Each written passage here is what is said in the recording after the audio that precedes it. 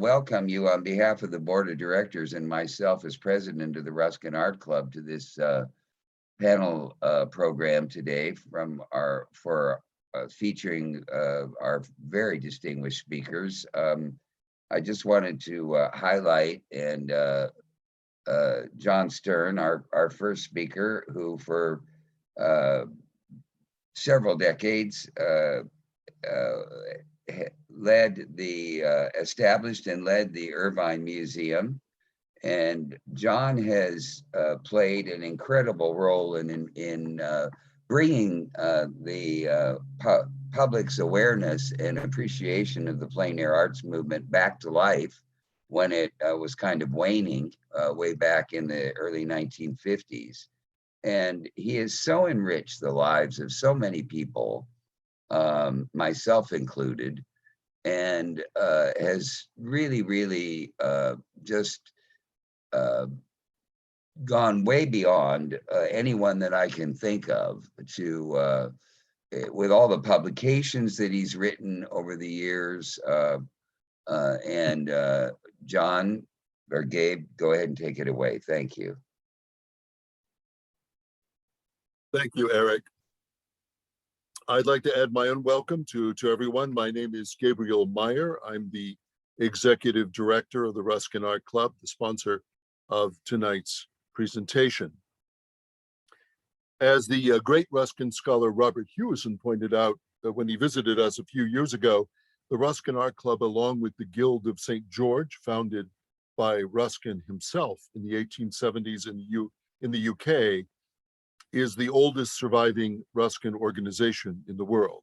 That was a surprising fact even to us.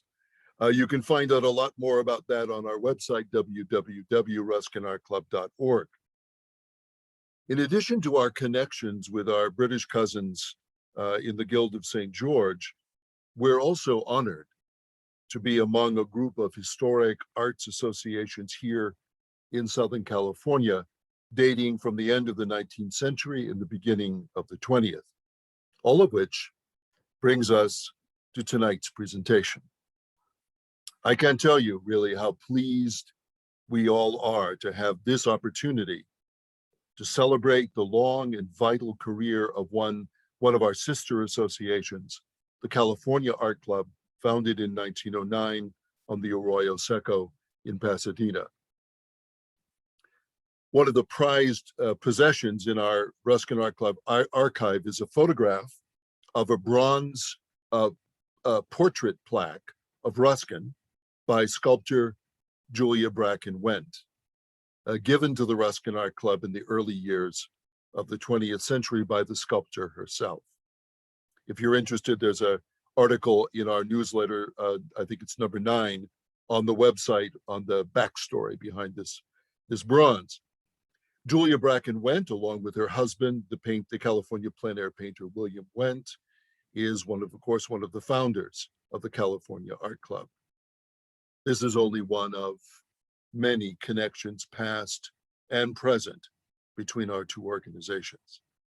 So it's a special pleasure, really, tonight to welcome John Stern and Peter and Elaine Adams this evening to take us on a more than 100-year journey through the history of the arts in Southern California, and perhaps even a few hints about our aesthetic future. I'm going to introduce all the 3 panelists now, and then the evening will just flow from speaker to speaker. A recognized authority on California Impressionism, art historian John Stern has extensive experience in the field, as Eric was mentioning, as an author, curator, lecturer, and teacher. He was the founding director of the Lucas Academy of Fine Arts in Los Angeles. Sorry, I'm reading the wrong one here. Sorry. He was the founding director of the Irvine Museum from its inception in 1992 until his retirement in 2020. As director, Mr. Stern worked to establish a national presence for California Impressionism through a noteworthy series of books, exhibitions, lectures, articles, and video documentaries.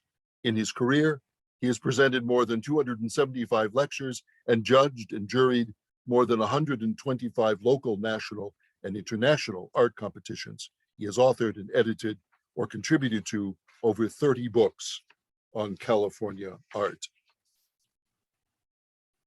Contemporary American artist Peter Adams was born in Los Angeles on August the 27th, 1950. He received his training at Art Center College of Design, Otis Art Institute, Instituto de Bellas Artes, San Miguel de Allende, and at the Lucas Academy of Fine Arts in Los Angeles. At the Lucas Academy, Adams spent 7 years from 1970 to 1977 in diligent formal training, including 4 years as the personal apprentice to the renowned classical painter of murals, landscapes, and portraits, Theodore M. Lukacs. Since 1993, Adams has served as president of the historic California Art Club, which was established in 1909 and is one of the largest and most active professional arts organizations in the country. Under his leadership, the club's roster has grown from 80 members to nearly 3,000 at present. Today, the California Art Club is recognized as a leading proponent of the current national realist art movement. Elaine Adams combines her extensive background in art history, executive administration, and business to provide a unique and personal approach to initiating community-oriented arts education programs and supporting the arts and fine artists. For more than 20 years, she has been immersed in the contemporary traditional fine art scene and has been involved in various capacities in the art industry. Today, she is recognized as one of the country's most dynamic and influential forces in the growing shift away from conceptual art and back to representational figurative formats. Since 1993, Adams has held the position of executive director of the California Art Club, a nonprofit organization that supports an ongoing dialogue between artists and the public. Adams has also served as a volunteer as editor-in-chief of the California Art Club newsletter and is a published author and lecturer on topics related to traditional fine art and art history. Jean, I'm going to turn this over to you. Thank you very much. And thank you, Eric, for that overblown introduction, but thank you very much. I'm going to talk for a few minutes and show some slides on the early days of the California Art Club and its related events that happened early in the 1900s to about 1910. So if we could please start with the first slide. So the program today is titled From the Arroyo Seco Canyon to the Cosmos, the California Art Club's Avant-Garde Journey of more than 100 years. And you see the photo is actually the William Judson outdoor class. And it was taken sometime about the year 1900, 1905. And you see men and women, which in itself is a remarkable statement for that period of American art. Next, please. So my part is the creation and of the California Art Club. Thank you, Gary. The next slide, we'll talk about the previous club. The first painters club, artists that actually painted, was founded in March 1906 by a group of 10 Los Angeles artists, and they were all men. They did not bother to invite a woman member, and it was called the Los Angeles Painters Club. And among them was a man named Albert Clinton Connor, who came from Indiana, and he had experience in not only plein air painting, which is outdoor painting, but also in the formation of art clubs. So he was one of the founders of the Richmond, Indiana Art Association. He later moved to Los Angeles, and then he was the prime mover in the organization of this earlier club, the Painters Club, which only lasted 3 years. So next, please. There's a picture of the Richmond Art Association. They're outdoors painting. And in that little circle is Albert Clinton Connor. So next, please. This is what he looked like when he was in LA. He moved to LA later. And he was one of the prime movers of the club, founded in 1906. The goal was to meet the spirit of comradeship and good temper for mutual criticism and suggestion on one another's recent work. So again, the 10 founders, men, no women had been invited, and the club policy, as was most of the clubs in those days throughout the country, really, it was a men-only type of thing. So Connor was elected the first, and because the club lived so briefly, he was the only president. Next, please.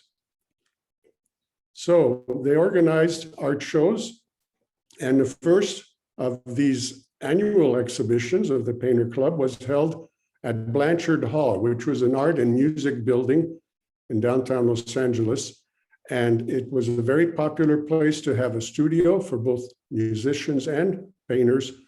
And they had a big exhibit room, which is where the first exhibition of the Painters Club was held in 1908. Next, please. This is an example of Albert Clinton Connor's paintings. This is early enough to have been in that very first show. It's a landscape. It's a plein air painting, meaning it was painted outdoors. And it's right here in Southern California. We're looking towards Mount Baldy and off to the right are Etiwanda and the other peaks. But it's a very brightly lit, beautiful light. This is the reason for being outdoors is to capture the light. And if you fail at capturing the light, you're not meeting the goals of being outdoor in the first place. You could just easily fail in the studio. But if you want to get the natural light, you should be in the natural light. Next, please.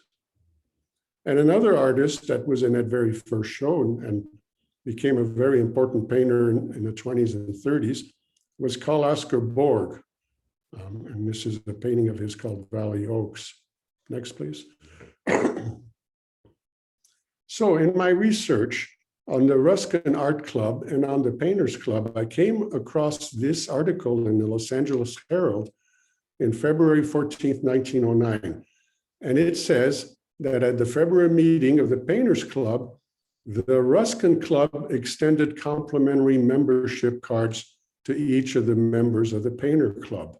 And that was to express their good fellowship between the two clubs. And they even thought at sometime in the future, they may have a joint exhibition room, a permanent exhibition room, which did not happen. But it's an interesting, very early relationship between what would later become the California Club and the Ruskin Club. The Ruskin Art Club was founded in 1888, and its basis, it was women only. And its goal was to educate and to create knowledge and to have their members, women, be able to learn a lot more than they would otherwise. So they held a lot of lectures, and they visited art exhibitions. So it was the oldest club in the Los Angeles area, and it was all women, which is interesting again, because at that time the word club, like Bohemian Club and other clubs, designated men only. So very early connection. Next, please. The Painters Club held a second annual exhibition, and it was also held at Blanchard Hall, and it was between November 1st and November 13th in 1909. And that's the cover. It was painted by Charles Percy Austin, one of the early members of both clubs, the Painters Club and then subsequently the California Art Club. Next, please. Unfortunately, after about 3 years, the goal of having the good temper and the mutual criticism had deteriorated into sessions of bickering, disagreement. It just didn't work out. So the artist just decided to close the club. It was dissolved soon after that second annual exhibition in 1909. Next, please. But some of the members of the Painters Club met in December 1909, right after the dissolution of the club, and formed the California Art Club. Among the early members of the California Art Club, some very interesting people. Anthony Anderson, these are in alphabetical order. Anthony Anderson was an artist, but he was also the art critic for Los Angeles Times, which is a nice thing to have a connection to. And for a couple of decades afterwards, he was the prime reviewer and really helped make this type of art publicly accepted by reviewing a multitude of shows put on by California Art Club, as well as other museums and art associations. Then we had Charles Percy Austin, who designed the cover of the second exhibition. Again, Carl Austin Borg. Albert Clinton Connard stayed with the club and became a member of the California Art Club. Frank Liddell, a very interesting artist. He was a good painter, but also he was the manager of the Hotel Ivans, which comes into play later. But he was eventually elected as the president. The first president of the California Art Club was Frank Liddell. Then we have Jean Mondheim, Hansen Putoff, Jack Smith, William Wendt, and the most important figure here is a woman, Julia Bracken Wendt, the wife of William Wendt, who was also a nationally known sculptor, had a great reputation. She came from Chicago. She had done some tremendous work in Chicago and throughout the country, and then came to live with her husband, William Wendt. They moved to Los Angeles. Next, please. They held a second meeting, which is really much more noted and recorded. The second organizational meeting was at Franz Bischoff's studio in Pasadena. Franz Bischoff was one of the founding members. And this is a photo taken long after he died. This is still in the family at the time this was taken. But you see, he is a fantastic painter, and he is also a porcelain painter, a china painter. Next, please. So this is a work by Frank Liddell. It's a beautiful little watercolor with Mount Baldy in the distance. I think this is in a California Art Club collection. And again, he was the manager of one of the big hotels in downtown Los Angeles, the Hotel Ivans, which would later serve as an exhibition space for the California Art Club. Next, please. And here's the Hotel Ivans. It was located at 10th and Figueroa Street in downtown Los Angeles. And the first exhibition was held there between January 30th and February 25th, 1911. So the club got to exhibit in a beautiful big hotel, a well-known landmark in downtown Los Angeles. And this was, again, organized by the president at the time, the first president of the California Art Club, Frank Liddell. Next, please. Franz Bischoff was born in Bohemia, and he was trained as a porcelain painter. He learned his craft in Dresden and in the Meissen factory, and he became very, very good at it.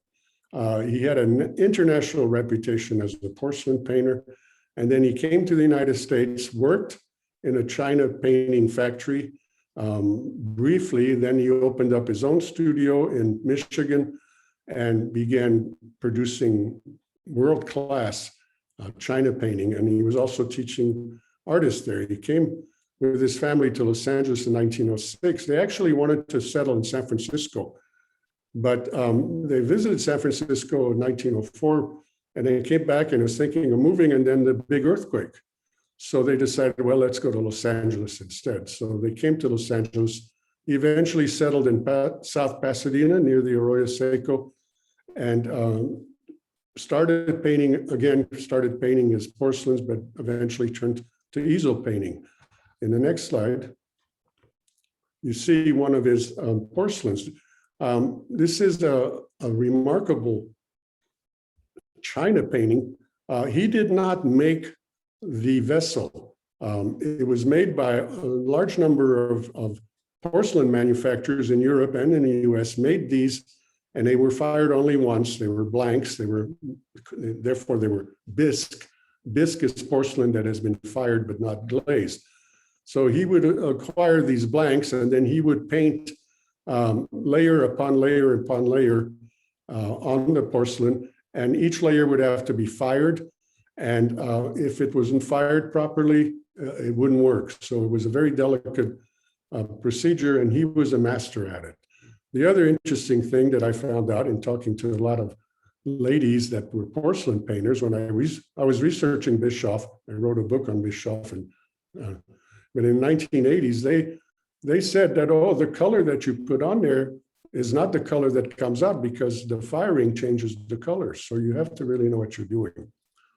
But he eventually stopped doing China painting, and by 1910, 1912, he was doing these gorgeous, beautiful outdoor paintings. In this case, the spring flowers. Next, please. Here's a large painting by Bischoff, 40 by 50 inches. So he was a great painter, and he had a large following, not only in his porcelain, but also in his paintings. Next, please. William Wendt, perhaps the most famous of the California artists at his time and today. He was born in Germany, and he came to Chicago as a young man in 1880. He worked in a painting factory. That is to say, if you couldn't get a real job as an artist, you didn't have representation, you didn't have a dealer, they would hire you to mass produce paintings. And a lot of famous artists did that. That's how they got their start. And he did that for a while, and then he opened his own studio and became quite famous in Chicago. His studio was right across the hall from the sculptor, Julia Bracken's studio. They got to know each other very well, and they eventually got married in 1906 and decided to live in Los Angeles. He, as well as Julia, were founders of the California Art Club, and he served as president twice. He was the second president, 1911 to 1914, and the fourth president, 1917 to 1918. Then they moved to Laguna Beach, where he became the dean, the great dean of painter of the Laguna Beach Art Colony, which was a thriving colony. And he died there in 1946. Next, please. This is one of his paintings. This is in a collection of the Irvine Museum, and it was painted in 1910. It's a large painting. It's 45 by 50 inches, and it was displayed in the second California Art Club annual exhibition. This was in 1911. So again, this tremendous sense of light, beautiful depth, a lot of natural feeling to it, a lot of color. So William Wendt was a remarkable painter. Next, please. This is an interesting comparison. I'm going to talk about William Lees Judson in just a few minutes, but he and Wendt were very close. They were good friends, and they would often go painting together. And this is two paintings that I was able to locate that were painted right next to each other when they were out on an outing. It shows the old Coast Highway, which later was paved and called the Pacific Coast Highway, and it is in Laguna Beach. So you can see that in this case, they were clearly at the same place and probably just, painting together. Next, please. Julia Bracken, who was the woman founding member of the California Art Club, was again a fantastic and very famous sculptor. But she had a kind of a difficult beginning. At the age of 8, her mother died. At the age of 13, she ran away from home, found a job with a nice lady as a domestic in a big house. When she turned 16, her employer enrolled her, paid her way to the Art Institute of Chicago, and she took up sculpture at the Art Institute of Chicago. There, she studied with Loreto Taft, who was one of the important American sculptors and figured prominently in several of the international expositions, like the one in Chicago and the one in San Francisco. And she was so good that he promoted her to teaching assistant. She met William Wendt, who had a studio across the hall from hers, and they got married, moved to Los Angeles. Next, please. And here are some examples. Now, the one on the left is a small bronze, but you can see the charm, the creative aspect of her art. It's called Bonjour, and it's a little lizard saying hi to a little mouse. It's what is called a vide poche, which just means empty your pockets. And it's like something where you, before you take your pants off, you take all your keys, your coins, you put them in there. And then she did a lot of these sweet little small bronzes, very often of birds and other animals. But she also did regular bronze sculptures. This one is called Chums. It was made in 1926. And again, this very sweet and very tender feeling towards people. She paints this little boy who just loves his puppy. So they are chums. Next, please.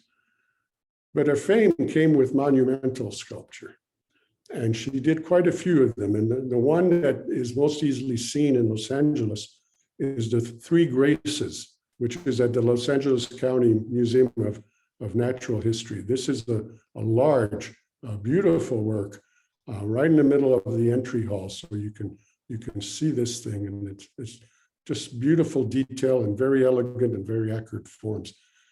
She also did a statue called Lincoln the Lawyer for Lincoln Park in Los Angeles. So she made a big statement in Chicago, but she also made a big statement in Los Angeles. Next, please.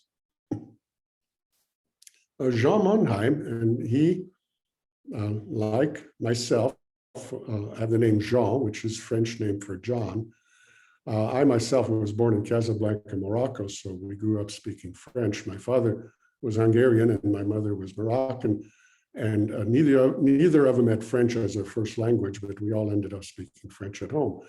Anyway, Mondheim was born in what was then Prussia, part of Germany, and he came to Chicago in 1881. He married Eunice Drennan, a woman. They were living in Boulder, Colorado. They had the two daughters you can see in the picture. Mondheim with his daughters, Eunice, the younger child, and Jean, the older one. Eunice is named after her mother. And then the dog, Sissy. So they came to Los Angeles in 1908, settled in Pasadena in the Arroyo Seco, which was like the art neighborhood of Los Angeles. And unfortunately, his wife died 2 years later. So he had to raise the children, which he did, and he worked primarily at home, didn't do a lot of traveling. Next, please. This is a very interesting painting. It's called The Sisters, and again, it's Eunice and Jean, and well, I should pronounce it Jean, which was the name intended. But this was exhibited in the very first California Art Club exhibition in 1911, and it was described in the Los Angeles Herald as the most popular painting in that exhibition. So luckily, the painting is still extant. We have this beautiful photograph, but you see the two daughters. They are frequently included in his paintings. Next, please. Another Jean Mondheim, this is a large painting. It's called Ironing Day. And those of you know that Ironing Day is Tuesday because Wash Day is Monday. And I didn't know that until I asked an older person, and they said, no, it was Monday, and then Ironing Day is Tuesday. Okay, let's move on. Anston Duvall, another one of the founding members of the California Art Club and a very important California impressionist. He was born named Anston Duvall. His mother died, and he was placed with a friend of the family, Elizabeth Pudoff, and he adopted the name Pudoff thereafter. He came to Los Angeles from Denver and worked as a sign painter and billboard. In 1903, the population of Los Angeles was barely 100,000 people. So artists had to have another source of income, and most of them did commercial work. They did signs, they did billboards, and they taught art. So very few people were buying art in Los Angeles at the turn of the century. He did make his mark. We can go see it. If you go to the Los Angeles County Museum and go see the Julia Wendt, you can also see the dioramas that he painted. So he was hired to paint some dioramas. And then by the middle of the 20s, excuse me, there were enough people in, enough art buyers, enough art galleries that he was became a full-time professional artist. Next, please. This is one of his early paintings. It's called the Sequestered Cabin. I looked all over for the cabin and I finally found it, so I put the red arrow so you guys can see it. It really is sequestered. Next, please. And then this magnificent painting called the Monarch of the Malibu. This is painted in Malibu Canyon, and it is one of these beautiful hills. This is painted at the end of the day, and all these beautiful long shadows. The light is very crisp. It's very natural. And if you look at it carefully, you see that the shadows are actually in violet and purple, which is typical of Impressionist paintings. You don't notice it when you look at it as a whole. It looks like just natural shadows, but that's one of the aspects of Impressionism, the use of color. Next, please. William Leach Judson, I mentioned earlier, was a good friend of William Wendt. He came at the second annual exhibition of the California Club. He was a leading figure of the craftsman movement in Pasadena. They had a movement called the Arroyo Seco craftsmen, and it was at his studio that a lot of that happened. The studio is still there. It was run by his sons, his grandsons, and now his great-grandsons, and they are the leading workshop for stained glass in Los Angeles.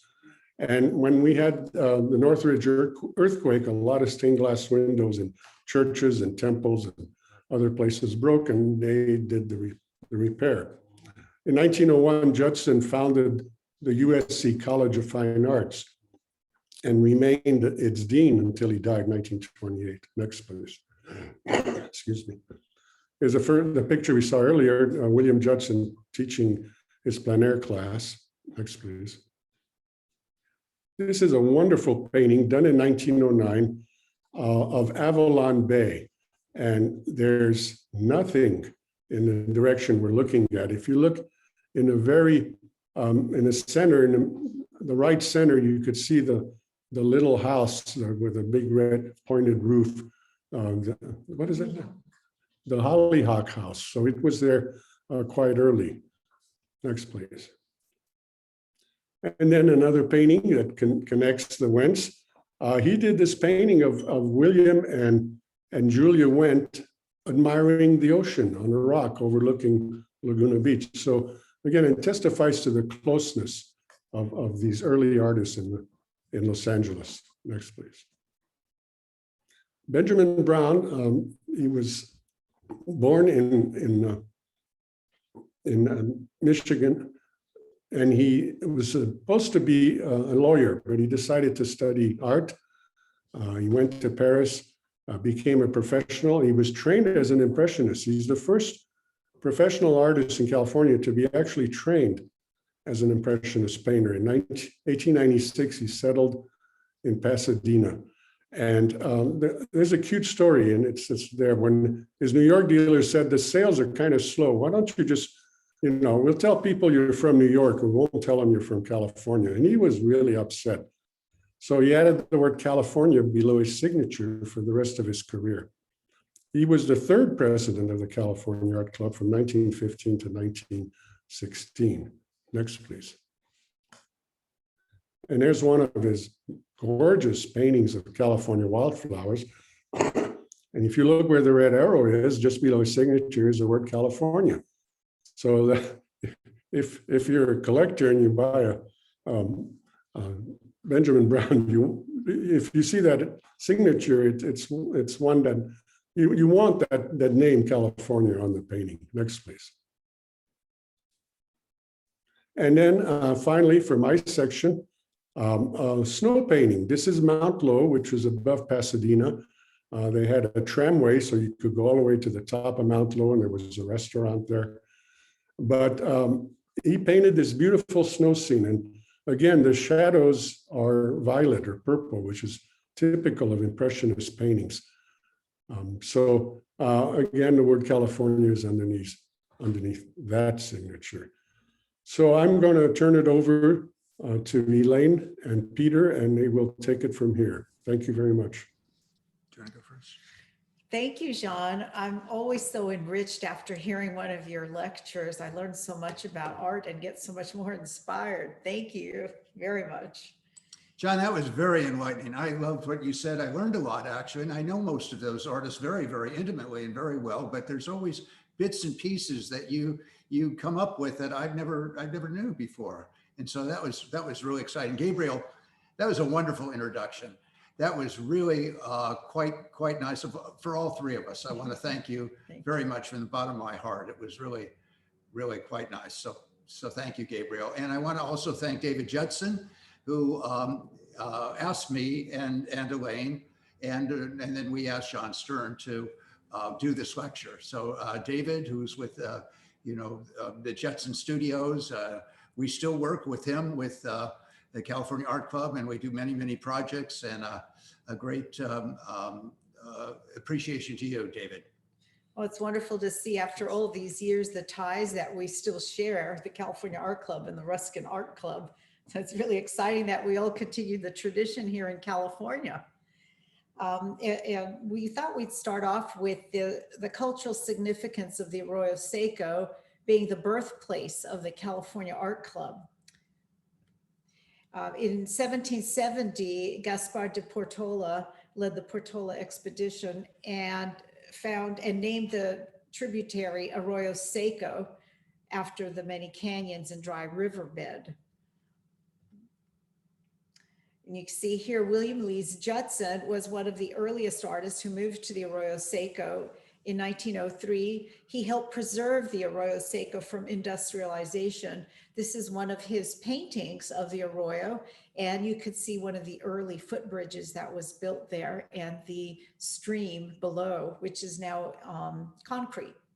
William Lees Judson often worked in watercolor. In fact, he more often worked in watercolor, but he also worked in oil too. I think that was a watercolor, but I'm not sure. And that's okay, go on. Guy Rose was actually born here in Pasadena, was the first artist who was really trained as an artist and came back to California. And the city of Rosemead is named after his father. And so he was a wonderful artist. He returned in 1914 with his wife Ethel, and they moved to the banks of the Arroyo, and he worked with the Stickney School when he came back. And after studying in Giverny in Paris, he was thought of as a real star when he returned to the Los Angeles area and started working right away with the California Art Club. Well, he became a star because he was well acquainted with the Monets. Well, and he won prizes in Paris too. He was a star artist over there. I love seeing these paintings of the Arroyo Seco. You can see how beautiful, and it still looks like this right now. Okay, next. And here's one by Benjamin C. Brown, proud to be a Californian. Very, very impressive scene of the Arroyo Seco. And as I say, you can see parts of the Arroyo Seco that looks like this now, and the San Gabriel Mountains in the background. He moved from Arkansas, Little Rock, to Pasadena in 1896. And in 1914, he and his brother Howell established the Printers of Los Angeles and later became known as the California Society of Printmakers. Okay, and of course, Anston Duvall that John had mentioned too, a wonderful artist. Look at these wonderful sycamores here. I love this feeling of light right down in the Arroyo. And let's go to the next. And this is Elmer Wachtel. Sorry. Oh, well, there were two Wachtels. There was Elmer Wachtel and his wife, Marion Wachtel. And they both painted a lot in the Arroyo, had a wonderful quality of light, but also a great quality, almost an Art Nouveau sense of design in their trees. And while Elmer was alive, he died in 1929. Generally, Marion didn't paint in oil paint. She painted in watercolor. But then after he died, she painted in watercolor. In oil, excuse me. And they lived right around the Linda Vista area. And so they were right here in Pasadena too. All of these artists that we're showing that painted these scenes of the Arroyo Seco lived in the area along the Arroyo Seco. Mm-hmm. And his wife, Marion Cavanaugh Wachtel. This is a watercolor scene, very lyrical, elegant. And John Mannheim, you want to mention? Well, John had mentioned John Mannheim, and he lived right down on the Arroyo. His great grandson, Rich Reitzel, is a very good friend of the club and has a wonderful collection of his work. And we've toured his house with our collector circle. Well, I like this painting because it shows a new bridge being built in the Arroyo Seco, and you can see the construction work being done there. Well, and it shows some industrialization going on down there too, which maybe it was William Lees Judson that put an end to that. Well, I'm thinking that was just done to build the bridge. I don't know. I don't know. Okay. Next. Okay.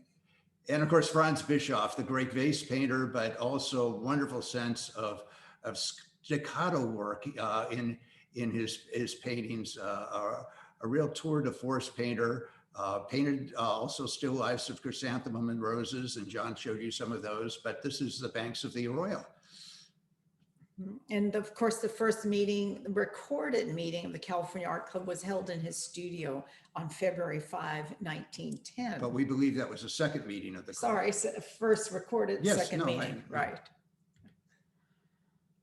And William Wendt, this very gorgeous, luscious colors, very brilliant design. He really knew how to design his subjects. And well, his trees particularly, and also his clouds and shrubbery. You can see there's a sense of wonderful strength in all of his work. Even the patchwork on the lawn in the front is just beautifully thought out and designed. Wendt did not live in Pasadena, but he lived near Pasadena in Los Angeles for a while, and then he moved down to Laguna Beach. And we like to talk about it as the axis of good. In Northern California, there was painters that lived in San Francisco and Monterey Peninsula. And in Los Angeles, it was Pasadena and Laguna Beach. And so many of these artists also worked in the Laguna Beach area.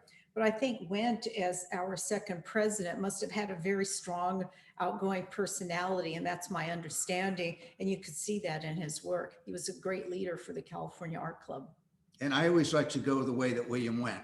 That's wise. Anyway, this is Allison Clark. Allison Clark actually worked, most of these artists worked out of doors, but Allison Clark took big canvases out of doors and worked out of doors on large paintings. This is just a tour de force painting of the Arroyo Seco, and just as it is, very high key, but a beautiful piece. And he lived right on the banks of the Arroyo Seco, right on, I think it was Watkins Street. That's right. And I love this painting because it really does show that dry riverbed after which the Arroyo Seco is named. Okay. And of course, he and Guy Rose taught at the Pasadena Stickney Memorial School. And this is the Vista del Arroyo Hotel. This building still exists today. It was begun in 1903 and then later expanded to be able to handle the many tourists that were coming from the Midwest during the winter seasons. And inside this hotel was an art gallery, and many of the local artists would exhibit here, and the tourists would buy their artwork. Often we come across early California paintings in the Midwest or on the East Coast, and I always think about, I wonder if they bought it at the Vista del Arroyo Hotel. Our headquarters today is in a bungalow that was part of the Arroyo Vista Hotel, and this is a photograph of a part of the bungalow that we're in. We're in the second floor, and it's a wonderful facility, and we enjoy it very much. We've got a large space. We have our program room where we do workshops. Where we are right now. Yeah, that's where we are right now, aren't we, with Gary and Elaine? And so it's we a great also spot. have a research library here and an art collection. Quite an extensive art collection. Mm-hmm. And these are the beginnings of what we call the revival years, beginning in 1993 with President Peter Adams. You want to talk about that? In 1993, I was asked by an elderly member of the California Art Club, Verna Gunther, patron member. If I would, she said, Mr. Adams on the telephone, she said, would you like to join the California Art Club? And I said, well, you know, $15, I don't know, maybe, okay, I'll join. She said, okay, now that you're joined, how would you like to be our next president? And so I said no at first. I was laughing about it. It had become a kind of a hobbies club at that point. We haven't talked about the years through World War II and before that. Actually, during the war, we were given the Hollyhock House in Barnstable Park to work in, and there were still some great exhibitions done there, great shows. We had the first all Black exhibition with Paul Revere, Paul Johnson, the architect, and Henry Osawa Tanner. Henry Osawa Tanner was in the exhibition at the show. But after World War II, the club sort of went downhill with the advent of modernism, and it became sort of a hobby club. And there was only about 80 members when we joined. And they asked me to be president. I asked Elaine, and she said, well, I'll do all the work and you'll just be a kind of a figurehead. And so I said, okay, yeah, that sounds fine. And then we asked about 5 or 6 of our friends, would they join in and support us? And they said yes, and they'll get their friends. And we started from there. And we would meet every month at a restaurant, at Tay's Restaurant on Sunset Boulevard. Can we go to the next? And this is a succession of restaurants that we went through. A Tay's Restaurant first, and then the Peppermill Restaurant, McCormick and Schmidt's, the Blinn House, which is the Women's City Club in Pasadena. Then when we started getting very popular, we would have 200 or 300 people come to our monthly meetings. We met at the Wells Fargo Theater for a long time. And then we went to the University Club, which is right across the street from the Women's City Club.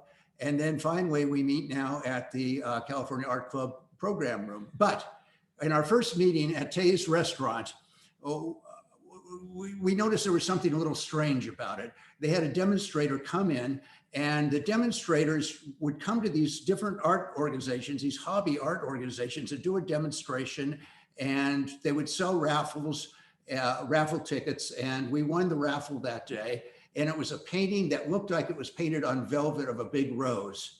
And unfortunately, we don't have a picture of that, but we thought we've got to do something better with these monthly meetings. We've got to do something better. So I called up my good friend, John Stern, and we said, John, could you come and lecture to us about the history of the California Art Club and the history of the really good plein air painters that were early members of the club?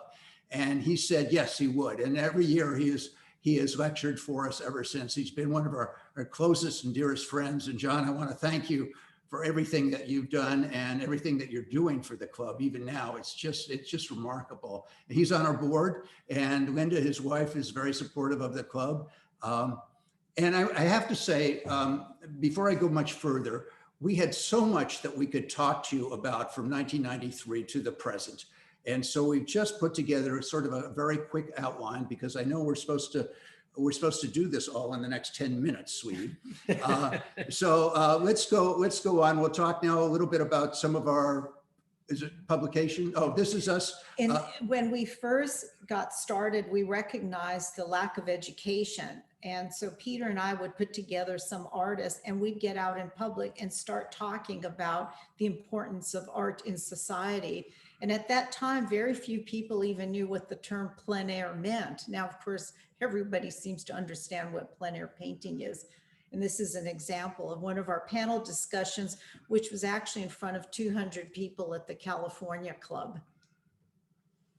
And just showing the camaraderie that we had.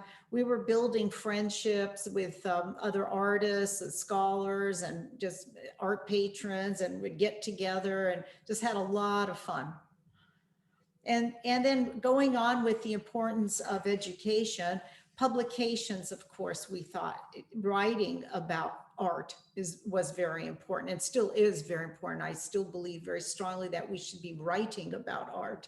And go ahead. In 1994, the California Art Club, when we first came in, had a bulletin that they sent out every month. And it was usually 2 pages printed on both sides of the page. Usually they were pink or yellow or green. Sometimes they were 4 pages. And we thought, we've got to do a better job. We've got to print our own magazine, our California Art Club newsletter.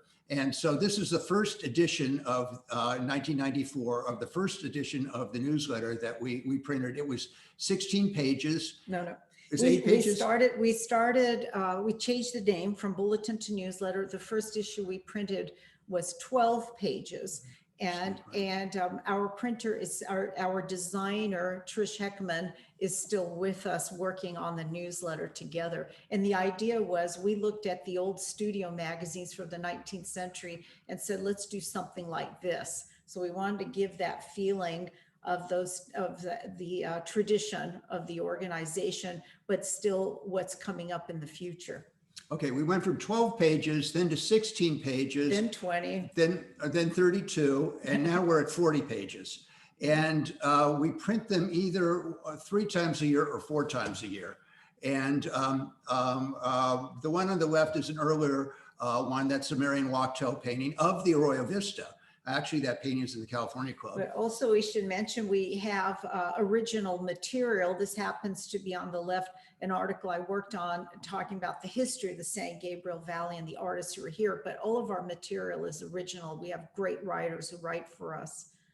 The one on the other side is the tympanum in front of the great mausoleum at Forest Lawn in Glendale. And we did a big article, our newsletters feature article this last month has been on the 100-year celebration of the great mausoleum at Forest Lawn. And then inside also we have articles about individual artists of what they were doing during the COVID, and our Mars exhibition that we did. And then also a wonderful painting of my teacher Theodore Lukatz that he did in 1938. Which we have here. I'm sorry, I can't show you it. And of a mother and her daughter. And the family's been looking for this portrait for the last 60 years. And it's here. And the young daughter in the picture is now 94 years old. So hopefully we'll get together with them. But the newsletter is focused on traditional art, and we list exhibitions that people can attend from all over the world. So. And this is something else we got into for our centennial year. We did this wonderful book with Rizzoli International called California Light, and it's a selection of early California works and contemporary work.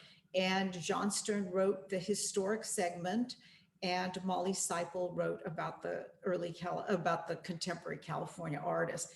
And this was marketed internationally, did very, very well. And actually on Amazon, the value of this has more than doubled what it originally was. Well, it's selling for more than $100 today on Amazon.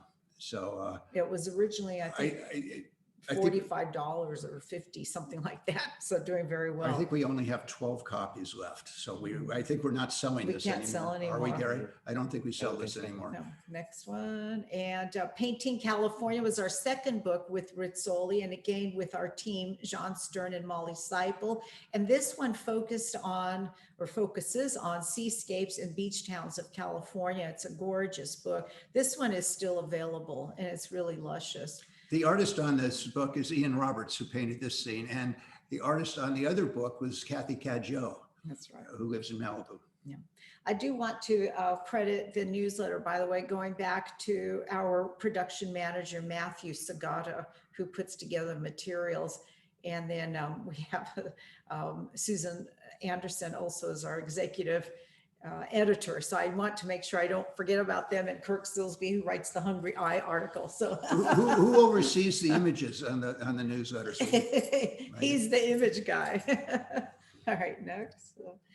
Oh boy, we have so many exhibitions that we've done. We can't even begin to list them, but we did list some of them. Our annual gold medal exhibition, of course, since 1911, we've done 110 of those. The California Art Club Gallery at the Old Mill. We started in 1999, and we've done 84 exhibitions with them. Altadena Town and Country Club, and that was, we were showing our associate artists. We did 20 exhibitions with them. The Frederick R. Weissmann Museum at Pepperdine. We have had every 3 years, we do a triennial exhibition with them called On Location in Malibu. And it's really an exciting exhibition. It's going on right now, as a matter of fact. We have, I think, 80 paintings there. And it's really a dynamite show that shows the landscapes of inland and also the seascapes and so forth. Do you want to take it over, Sweet? The at Mission San Juan Capistrano, and that was, we were working on that with Joan Irvine Smith, and of course And John John Stern. Stern was very instrumental. That was in 1995 to 2003, and again in 2013, 10 exhibitions there, outstanding, great projects. Bowers Museum, we did Sights and Sounds of Santa Ana. We did 6 exhibitions there. Los Angeles Opera, we worked with them. We've done several paint outs and exhibitions at Dorothy Chandler Pavilion over, looks like 19 years. And then a cathedral, 9 years. And the Cathedral of Our Lady of the Angels in Los Angeles, we've done 3 exhibitions there. We did the very first exhibition ever at the cathedral. Now, there are a lot more museums that we've worked with too. But when we first got involved with the California Art Club, no museum would take us. No. We were so rinky-dink. And but our caliber has grown, and I'm sorry we don't have more time to show you a lot of the artwork in the exhibitions, but we do have a few, just a few. We'll just go. So let's go very through some of quickly. these. Autry Museum. And we showed at the Autry Museum 4 times. Yeah. And this is this was the gold medal winner that year at the Autry Museum in the 101st annual by Ray Roberts. And this is another painting from the, we stopped giving out awards at one point. And so Ray Roberts received a gold medal. I'm sure this would have received a high award as well. This is by Thomas Blackshear, a common thread. And this was at the Autry Museum in our 106th annual gold medal show. And here's an image of the USC Fisher Museum of Fine Art. We showed there twice. It's a beautiful venue. And there's Arnold. And Arnold came to one of our shows at the Autry Museum, and also one of our shows at the Fisher Museum. In fact, I can remember selling him or helping to sell a bronze to him from one of our sculptors. We have by the way, we haven't mentioned enough our sculptors and our sculpture members, and they do a terrific job. And Christopher Slatoff has been our chairman of our sculpture committee for many, many years. And my hat's off to him. We now have the head of David and the hand and a foot of the Michelangelo's copy of David that fell over at Forest Lawn. And they've given us those body parts, more or less, that we can use for students and use for drawing and sculpting purposes. And it is lodged over at Christopher Slatoff's studio right now.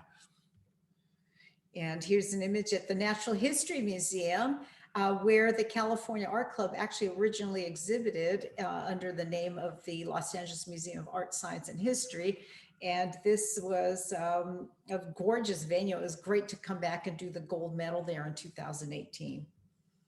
And this was one of the works that was shown there, a great sculpture by John Coleman, the healer. And here's a venue we worked at for many, many years, about 2003 to 2011. And again, we came back in 2019, Pasadena Museum of California Art. Unfortunately, the museum had closed. It was a fantastic venue. But we exhibited there 9 times, and it was just a wonderful venue. People really enjoy the gold medal exhibitions. I think you could see that from these images. And this is a work by John Cosby. This was in our last gold medal at the Pasadena Museum of California Art. Yeah. And of course, it's Laguna Beach at daybreak. It's gorgeous. Oh. And this is where we are exhibiting coming up this year. We worked with them last year, the Hilbert Museum of California Art at Chapman University. Last year, we had to do everything virtually, but they did partner with us and we did programs together. We're very excited that this year for the 110th annual gold medal exhibition, we will be there live. We'll have both live programs and virtual programs. It's in the campus of Chapman University, which is in the city of Orange. So we are going to do our last day, which will be August 14th. We will be doing a paint out there, and we have a 1946 Packard that's going to be there and a number of models dressed in the 40s and right by the train station. And so we'll be going back in time a little bit to the 1940s, and maybe with the Andrews sisters or someone will show up as well. But we do a lot of programs, paint outs and sculpt outs. And I think we'll get into some of those next, will we? Here's what we do publish for each of the gold medal exhibitions is an impressive color catalog showcasing all the artists in the show. This is an exhibition that we did at the Carnegie Art Museum in Oxnard, and it's called East Coast Ideals, West Coast Concepts. And it's with the California Art Club and with the American Society of Classical Realism.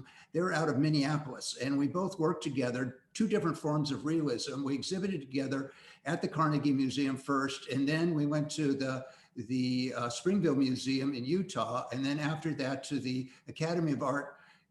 It was called the Academy of Art College, but now it's called the Academy of Art University in San Francisco. I want to mention that Carnegie Art Museum was the first museum that gave us the opportunity to exhibit artwork. And then after that, we were able to build on other museums. We did many exhibitions with them. Yes, probably fantastic. 4, 5, 6. Yeah. And here's a beautiful catalog, our first exhibition, the first exhibition of the cathedral at the Cathedral of Our Lady of It's the the first Angels. exhibition they ever did. Yes. And we helped them establish their hanging system there. And since then, we've done 3 exhibitions with them. Go And ahead. this was called Spiritual Spectrum. And we just told the artists, just do whatever feels spiritual to you. It was a gorgeous exhibition. And these are catalog examples of our shows we did at the Frederick R. Weissmann Museum of Art of our triennial on location in Malibu. And as Peter mentioned, we have our 8th triennial exhibiting right now at the Frederick R. Weissmann Museum on the Pepperdine University campus. So go see it if you can. There's another exhibition we did at the Carnegie Museum, Empathy of Beauty. Empathy for Beauty. Oh, I'm sorry, for beauty. Okay. And this was an idea that the director, Suzanne Bella, had, that we should understand what beauty means in art. And she really did it. She did an excellent essay about it and put out this catalog. And that was another gorgeous exhibition. And at the California Art Club Gallery at the Old Mill, it's located in San Marino near the Huntington Library. In that location, we made arrangements with the city of San Marino. We have a contract with them, and we've been exhibiting with them since 1997 in this wonderful historic location. It's the original grist mill to the San Gabriel Mission, and the old mill was built in, do you remember, is it 1816, I think it was 1816. And you just feel like you go back in time in California. You could see the great, fabulous adobe walls. We do a lot of paint outs and sculpt outs there and teach students, kids, a lot of them in the Pomegranate Courtyard as It's like well. an extension to the California Art Club headquarters, really. It's fantastic. And this is when we were doing our wonderful events at Mission San Juan Capistrano. We would spend a week there, about 100 artists, and we would paint all sorts of fantastic scenes of the mission, and they would bring us models. You could see Father Junipero Serra there and one of the local Juanino maidens, and that's Alexi Steele painting the scene. And with the Los Angeles Opera, we just, opera is just so grand and wonderful and so many great scenes to paint.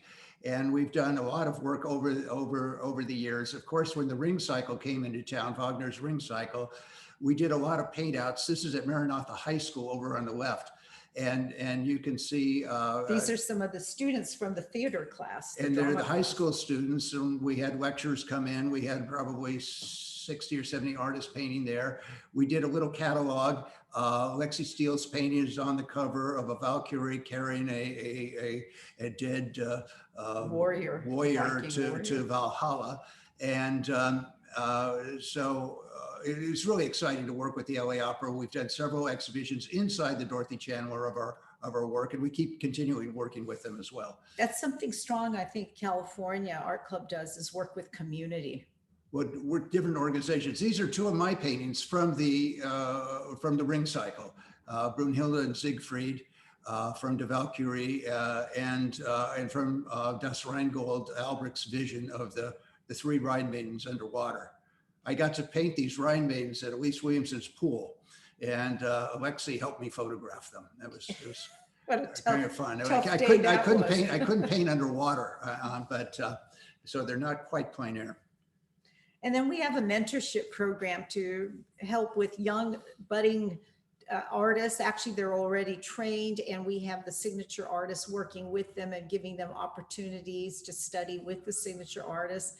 And you could see all these easels lined up, and we have a lot of fun together. And some of our activities, we do believe in preservation in California. So we do a lot of preservation projects, including with urban projects. And this was one in 2011 with the Los Angeles Chinatown, drawing attention to the importance of preserving the old Los Angeles Chinatown. That was a great event. We had 80 artists down there painting for a week, and then we exhibited the young man who's holding a microphone in his hand is Roger Hong. And he had an empty bank building, and we did our exhibition there. We also had a fashion show and a parade, and this is part of the parade. You can see Gail Garnerowski over on the far right, and then next to her is myself. I'm dressed up as the emperor from the Ming Dynasty, and then some of the court from Chinatown. We also showed movies that night. They're locals from Chinatown. Yeah, and we also showed what was the movie, Hidden Dragon, or Crouching Dragon, and so forth that night. And then just some photos of our paint sculpt outs. You could see the artist on the left is doing a sculpture live on plein air, and the other artist, we bring in models, and we have a lot of fun. One more, and you could see there's a model on the right. He was dressed as a Civil War veteran. And look at all the artists just having a good time together, creating art. We have a collector's circle program, and the idea is that collectors can get together with artists, learn about art, see private homes with their collections. And again, we have so much fun, and we learn together and get opportunities to mingle with each other and see what people are collecting. Gail Roski on the upper left, John Garrity at his home on the right. And then down below on the right is Rich Breitzel at his home, showing us a lot of John Mannheim paintings. And the other one is Steve Mirich, and I think At that's the Ransohoff's home, Marty and Joan Ransohoff. Ah, yes, that's right. Yeah, really Okay. wonderful events. Good. And we do museum tours. But you could see at the various museums. The one at the bottom was the most recent. We went to see the Bouguereau exhibition, took a bus ride from Los Angeles and went to San Diego. And we had with us Micah Christensen, and Dr. who's kneeling in the front, and I'm sort of kneeling. And Micah Christensen's a wonderful art scholar of 19th century art. And really quite a scholar in Bouguereau and Roya. And Elaine, you're standing right next to him. And so that was a wonderful exhibition. John Stern, you joined us for that exhibition too. We met you at the La Jolla Country Club for lunch. That's right. Up above, we have Bella Bacci and Christopher Skladoff talking about the Rodin sculpture over at the Norton Simon Museum. Two great sculptors talking about great sculpture. Yeah. And we do artist retreats. So artists getting together and actually lodging in one location and working together. This is at Mission San Antonio de Padua. And this is an event that our friend Chuck Kovacic organized. Lavender Retreat, the Lavender Fields at Highland Springs Ranch in Cherry Valley. And here's Yosemite Retreat. Now, this was 2 years ago, before COVID, and we're doing it again this October. And I'd invite you all to join us, but we've sold out. Completely booked. But It's- Ellen Howard and Paul Crowder from our San Francisco chapter organized this Yeah. event. We still have a couple tickets left for, Oh, we have two for tickets no left. lodging. For no lodging. We have two Okay, tickets left okay. for no If you find lodging. your own lodging. It's going to be fun. Okay, We- these are our 15 chapters that we have. I won't go through them all, but you can see all throughout California. We've got 13 chapters in California, one out-of-state chapter, which is in Colorado, in Ridgeway, Colorado, and then one in outer space, believe it or not. That's our last chapter, The Final Frontier. It's not the last, it's the most recent. It is. Yeah. And we do lots of children's art programs. So what we have, our director of artists and education, Gary Spisak, Who's here with us organizes. today. Yes, Yeah. he organizes children's stations, and they get to learn from the plein air artists working on site. They can go talk to them, see what they're doing, then they get inspired and get together and start creating art. And this is Adam Montano teaching the kids how to sculpt. And then Adam Montano at one of our gold medal shows showing his cougar, his mountain lion there. All right. I love that little girl looking at the mountain lion. It's Making so eye cute. to eye It's contact. just great, isn't it? Yeah.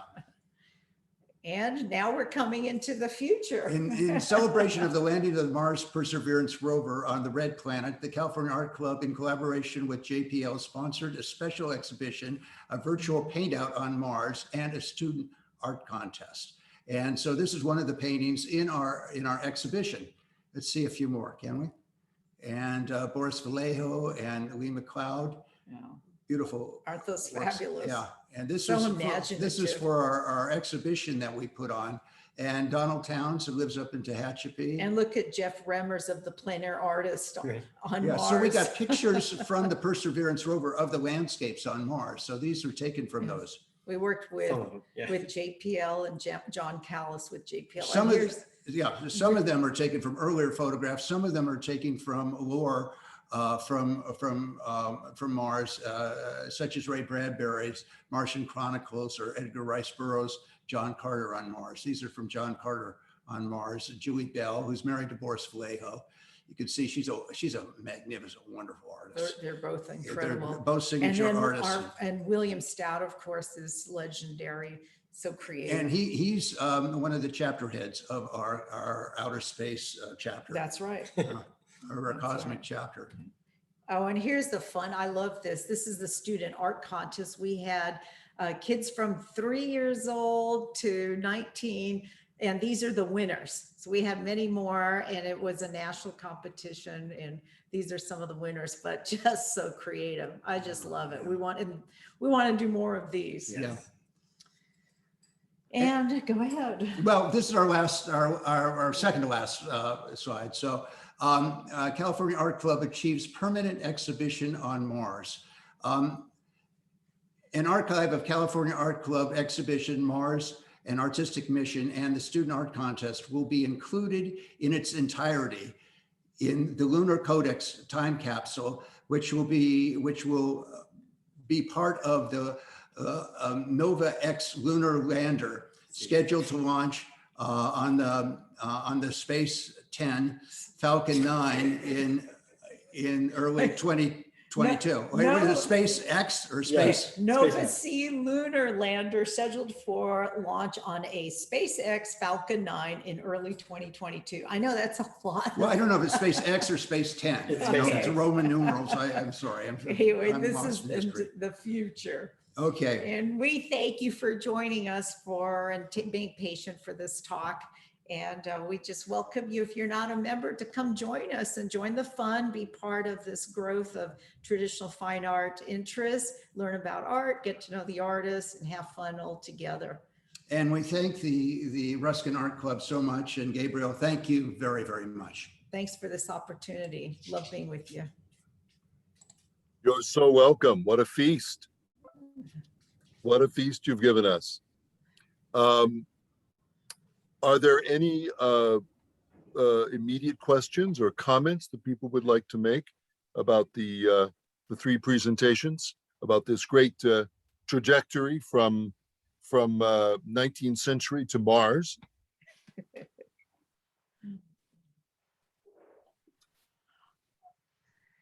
Just unmute yourself and ask your question.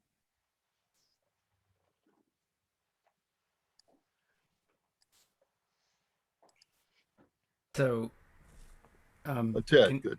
Yeah, hi. Peter and Elaine, thank you so much. Jean, thank you so much. This is fantastic. Really wonderful to get reacquainted with so many dear artist friends from the present and past. And I have a question. I'm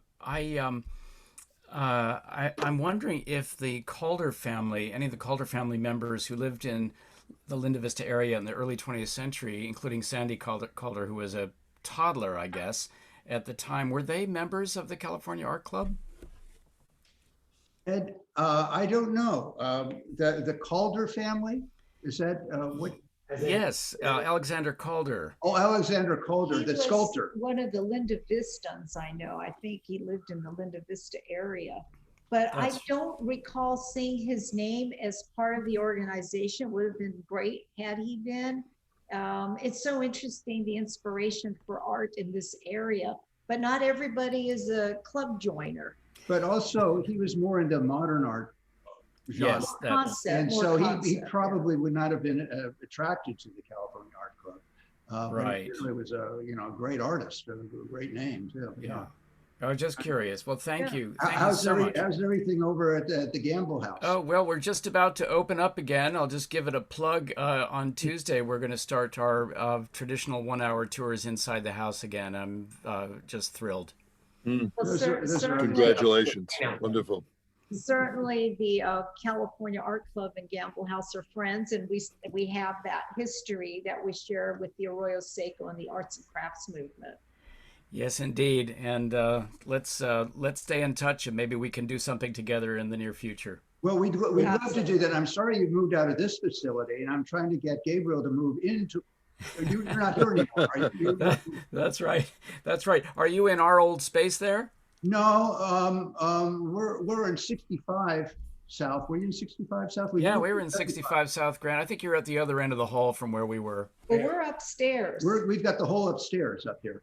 Oh, And then well, then you are where we were, because Oh, we were really? upstairs at 65 South Grand. I was at the West End. My office was the one with all the windows at the West End. Oh, that's my our- office. That's her office. Oh, I feel extra good now knowing that. Small world, small world. Love it. But we want the Ruskin Art Club to come down below us because these are other organizations, and it's great. Are there other questions? I'm curious if there's been any exchange between the universities and the art clubs, UCLA and USC. If there's been, I'm collecting art that's been done by a number of professors, and it seems like there's been so much talent at the UCs that it just came to mind. Well, USC. with UCLA, Albert Boehm, the great historian, has spoken to our club a number of times, but we had a much closer relationship with USC. Christopher Sladoff, our sculpture chairman, has done many works of sculpture there. Hecuba, his most recent one, which is like 3 times life size. And so many other works. His great crucifixion inside the Our Savior Chapel and the Caruso Art Center, the new Catholic chapel there. And I painted the 14 Stations of the Cross there. And of course, Gail Roski, who was a longtime board member who passed away recently, has a great rose window there and was on the liturgical committee. But also the Roski School of Fine Arts is named after Yes, him. and we're very closely tied in with them. Bars Miller did a lot of the friezes around some of the buildings and some of the other sculptures. I think Tommy Trojan was sculpted by one of our artists. We've got very strong ties with USC. But of course, we did 2 exhibitions there at the Fisher Museum of Art too. And sometimes then they would have their students come through to come see the exhibition. There was one class, the critical thinking class, and I really enjoyed that class, going through the exhibition and having some very in-depth conversations about the art and even the installation of the art. So yes, we do a bit. It would be nice. We do work with the Academy of Art University in San Francisco. We consider ourselves partners to them.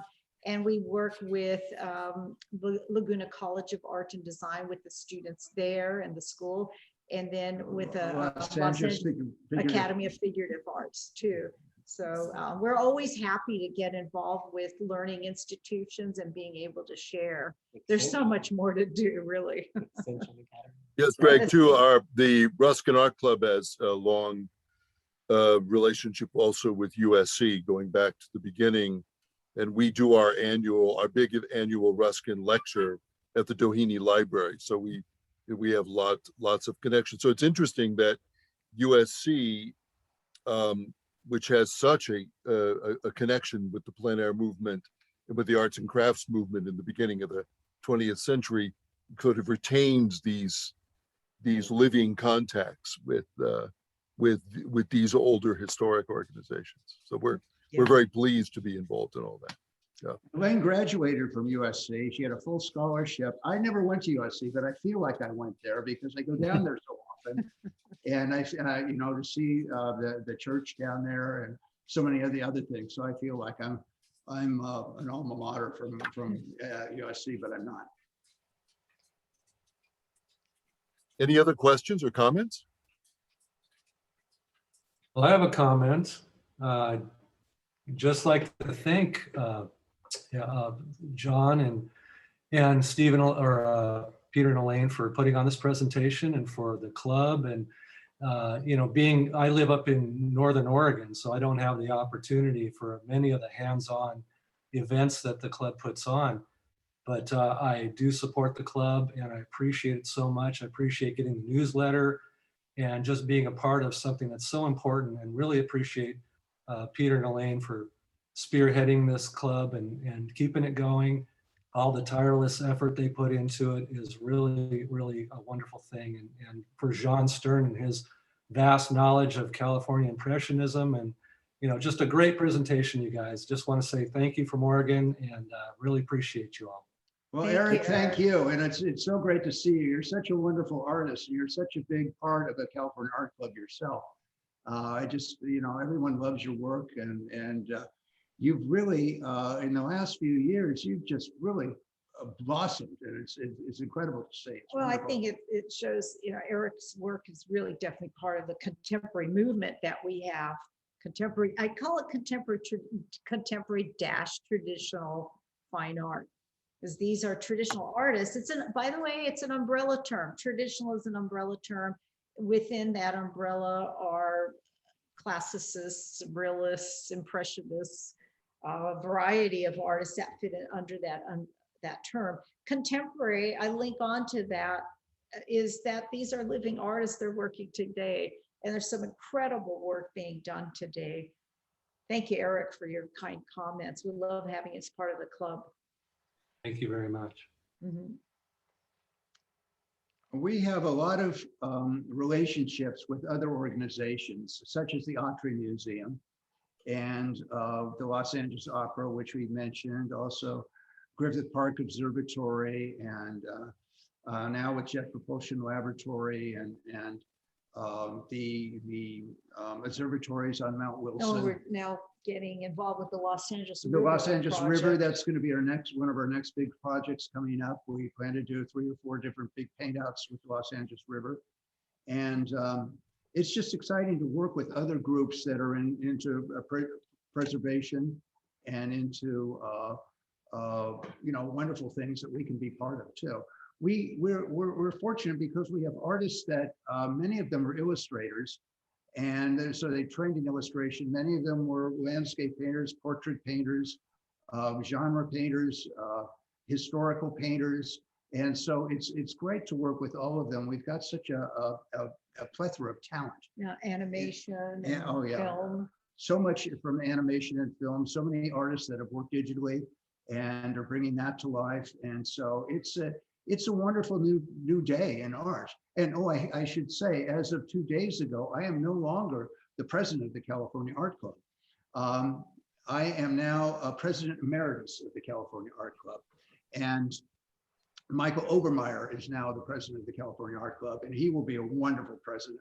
I don't know if he'll last 28 years like I did, but he will be great. He'll be wonderful. And he brings so many great skills. He's comes from Laguna Beach and is known as one of the top plein air painters in the world. And so we're very excited. I was have him going to be add, president. yes, he's going to make a wonderful president. We've got a great board of directors, really strong, passionate people. This last year, working with the COVID, I got to work with a lot of our artists more closely in our video task force. And we've done a lot with video, which we didn't really show this in this.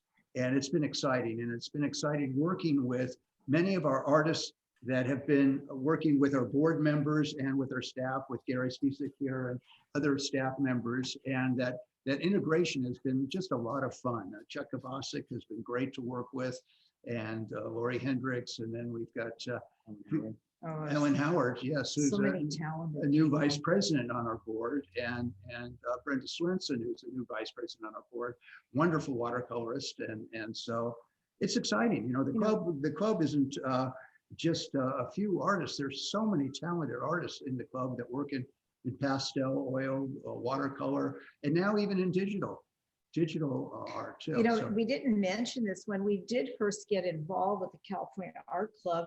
There was no budget. There was no money. The art collection had disappeared. The book collection had disappeared. There was no office, no headquarters, no staff. And so Peter and I started running the organization from our home office. We funded everything ourselves for the first few years. We hired people ourselves. We printed, published the newsletter, paid for everything for the first few years. And then we started building up, getting people to help us out. The organization cannot continue with just membership dues. We do need funds from grants and supporters. And so that's come along, and we've been able to really expand our mission for traditional fine art. And now even on a worldwide level, we have people from all over the world now watching our virtual programs and getting our newsletters and joining the club. So just really the importance of educating people and getting them excited about traditional art and not letting it die out again. When we got involved, it just seemed like it was, nobody paid any attention to realism. And we felt that it was on its last breath. And had we not brought a group of people together to help save it, we'd be in the dark ages again, trying to rebuild what was done the last several hundreds of years. And I could tell you from the early exhibitions to what we see now, when we got involved, the artwork was very much on hobby level, and a lot of clown paintings, the ballerinas, the floral still lifes that were just ordinary, nothing exciting.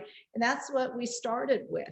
But now we have so many interesting subjects and styles and artists of the diversity of what they see and what they do, and then getting the new generations getting involved, and the schools that are bringing on their students with the club, and now even working with little children. And you know, kids love doing something realistic if they can have some of the tools and knowing how to make something look realistic. So it's a lot of fun. We've come a long way, but there is so much further to go for the future.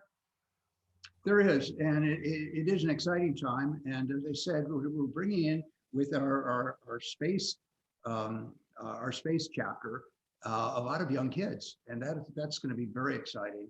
And also with the digital art, that's a whole new type of artwork. I'm not going to leave the club. I'm going to be around for at least another 28 years, and so it's a fun time. We all have a lot of fun together. Actually, the middle name of the club is camaraderie, and we do have a lot of fun time and laughter and get-togethers, and it is a very close, loving, fun community. Yeah. I think it's something we need these days. You know? And Eric, you're always a lot of fun too. You came down, I remember we were down at the Natural History Museum, and you brought some of your paintings down, and I enlisted you to paint the pedestals for us that day. And we're still kind of hands-on. We have to paint our own pedestals for the sculpture. So yeah, it's we have fun. Yeah. I'd like to thank Jean and Peter and Elaine for the great feast they have laid out for us this evening, and our best to all the members and friends of the California Art Club and its ongoing mission here in Southern California. Please avail yourselves of more information on the California Art Club website at www.californiaartclub.org. By the way, this presentation will be up shortly on the Ruskin Art Club YouTube channel, as I also believe also on the probably on the California Art Club website as well. Just a quick note about upcoming events for the Ruskin Art Club. Our last event of the spring season before the summer break is both exciting and unique. Dr. Sandra Kemp, the director of the Ruskin Center at Lancaster University in the UK, which boasts the largest single collection of John Ruskin's drawings, correspondence, and other documents in the world. She's going to give us a virtual lecture from the UK on the Ruskin Library's remarkable collection of Ruskin's scientific drawings. These are just being cataloged. It's a whole new part of the collection that's being shown for the first time. They're absolutely extraordinary.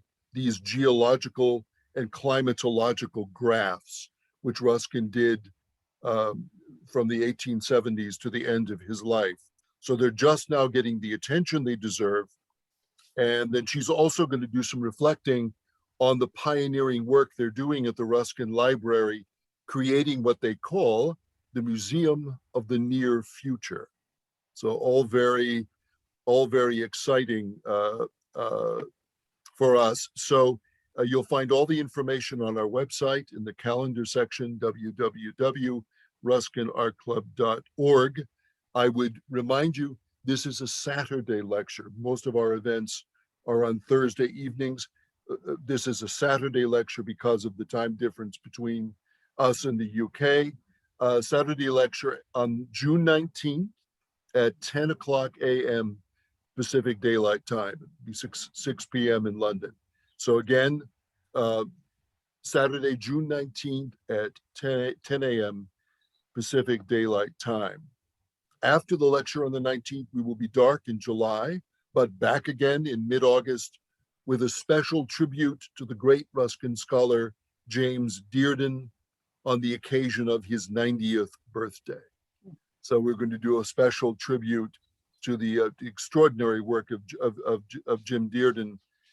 By the way, the Lancaster University and the Ruskin Center would not have this extraordinary world-class collection of Ruskin materials if it were not for Jim Dearden, who preserved it, gathered it, cataloged it, and eventually donated it there. So that will be on August the 14th. Again, more details forthcoming on that. We're back full-time in September with our annual Ruskin lecture, as you mentioned, at USC at the Doheny Library on September 9th. We're not quite sure whether we're doing it live. We certainly will be doing it virtually. Frederick Albritton Johnson from the University of Chicago, an historian of science, giving us a lecture this year on what Ruskin and the other green Victorians can teach us about sustainable living. So both important and timely. Again, please visit our website for more details about these events, for membership information and Ruskin resources galore. Again, I would just thank so much Jean and Peter and Elaine for taking us on this journey tonight, which is so close to our heart as part of the Ruskin Art Club. And marvelous to think that in a city so famous for trend setting and for a certain lack of focus, that we can have so many in this city, in this area, so many significant historic organizations that have managed to survive for 100 and 130 years and with a vital new mission in the 21st century. It's a great tribute to the vitality of the arts in Southern California. Thank you all for coming, and thank Katrina for our tech support tonight, and see you all a week from Saturday. Good evening.